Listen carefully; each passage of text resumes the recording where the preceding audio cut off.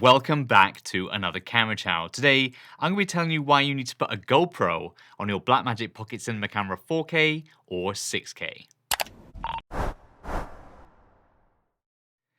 Right, now that we're through with the intro, I can take off this matte box here.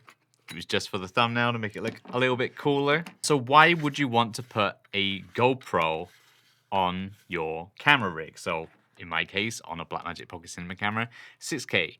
Well, I have one word for you. Well, two words actually. Gyroscopic data or gyro data. What we can do is we can use the gyro data that's recorded inside a GoPro, like this is a GoPro Hero 9 Black, and taking that data, that gyroscopic data that's recorded inside the video file, and using it to stabilize the footage which is recorded inside the Blackmagic Pocket Cinema cameras. In fact, you can do it with lots of other cameras too, but I'm primarily focusing on this camera since I have it, and a lot of you people watching this video also have one of these cameras. And these cameras don't have in-body image stabilization. And, you know, that has its pluses and it also has its minuses. This is a way of getting around that. And before we go too deep into this, there are some caveats with this method.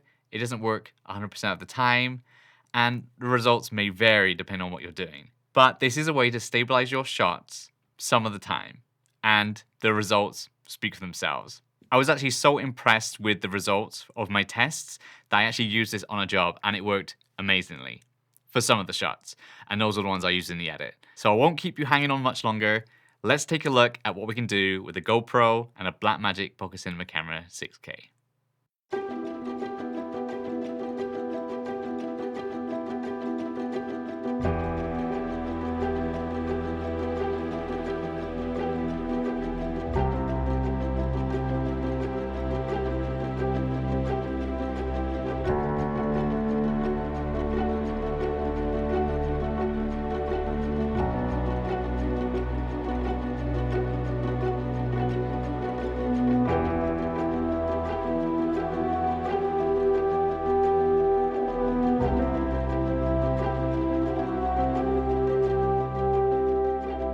I hope you were impressed with that test footage as much as I was, because when I first saw the results, I was like, this is amazing. I can't believe that this is actually possible. And although it wasn't like super easy and it was a little bit time consuming, I thought it was actually worth it in some situations. And that's why I want to let you guys know about it.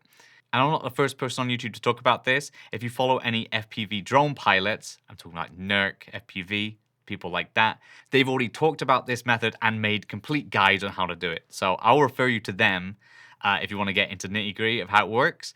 But this is just a rough overview, so you can do your own research and you can try out for yourself and see if it's viable for any of your projects or personal work. So what do we need? We need a GoPro. We need a Blackmagic Pocket Cinema camera, or another camera if you will, some kind of computer, and the app called Gyroflow. And this app was designed for you taking gyroscopic data from either GoPros or from FPV drones that record gyro data inside their internal components, and applying that data to stabilizing cameras you would put onto FPV drones. So what you need to do is to attach your GoPro to your rig somehow, or to your camera.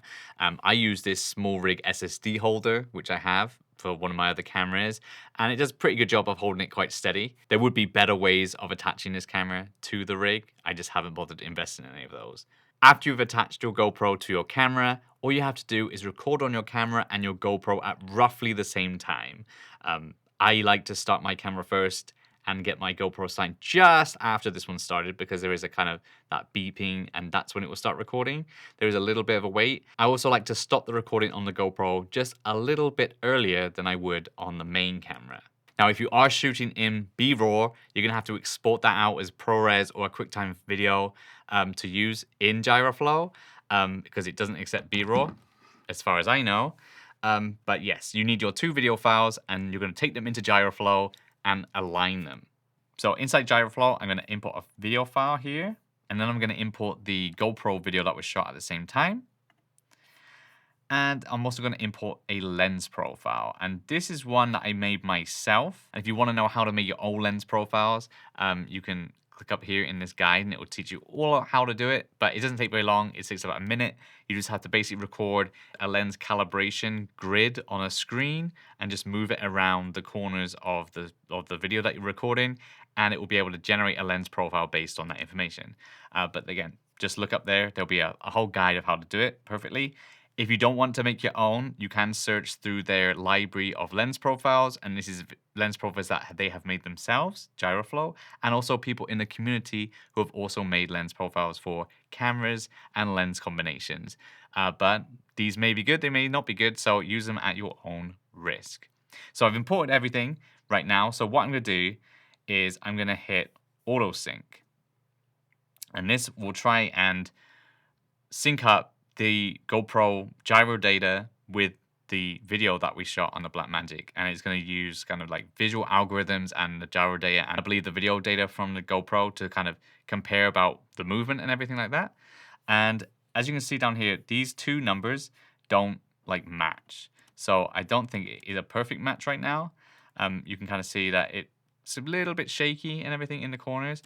Usually you would only want one number. So what we're going to do is I'm actually going to delete both of these numbers, and I'm going to do just a manual sync somewhere. So let's try right at the start. Let's try an auto sync here.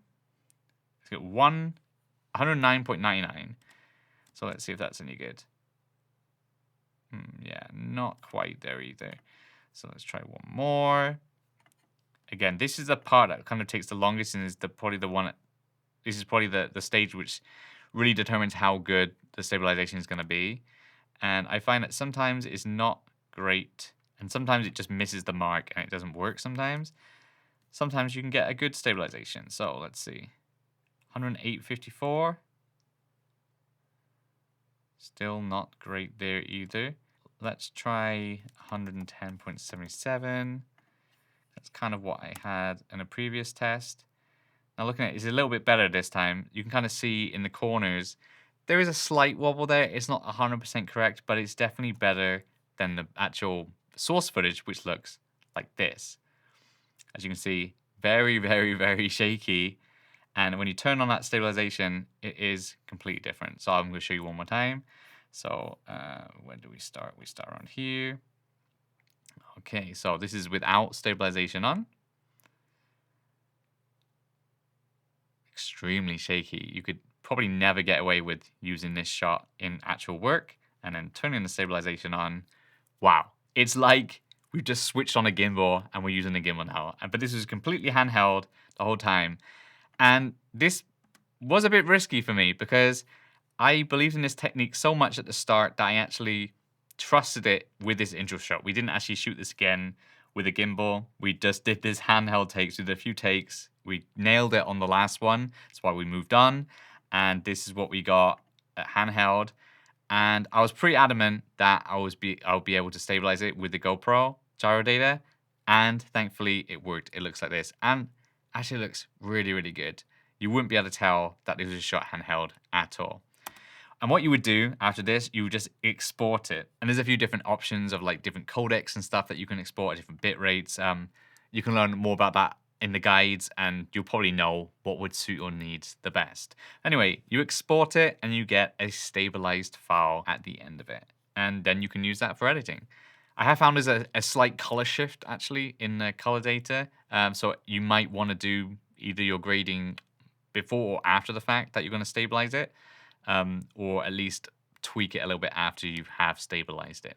Looking at some of these options though, again, I don't want to go too much into the options, but one thing that did catch my eye was the rolling shutter correction. I looked up online and 19.8 milliseconds was what was tested. A website said this was the rolling shutter speed for the Blackmagic Pocket Cinema Camera 6K, and it seems pretty accurate. However, don't be led into a false assumption that this is going to correct all rolling shutter. It doesn't. We did a test in a car. We were driving along and we were going to see if it would correct the rolling shutter on like lampposts. It doesn't. That rolling shutter is only really when you're doing like whip pans and stuff. It can help correct it a little bit because it knows that it's being turned. So it has that kind of data to kind of help you correct. But if you're just holding the camera kind of in a certain direction and you're not physically turning the camera, it doesn't really correct the rolling shutter that you experience. And as you know, with these cameras, we have terrible, terrible rolling shutter. And this isn't only limited to doing stuff handheld. I actually kept it attached when doing some gimbal work, and it did help eliminate some of the little micro vibrations and jitters that you do get when using a gimbal, especially the Crane 3S. If you have one of those, you know exactly what I'm talking about. Yeah, so it definitely has its applications. You might not want to have this on all the time, every time you're shooting, especially not if you're using a tripod or anything like that. But if you're doing any kind of handheld work and you have a lens that you can calibrate, this is a pretty cool option to do. All the links will be in the description if you want to try this out for yourself.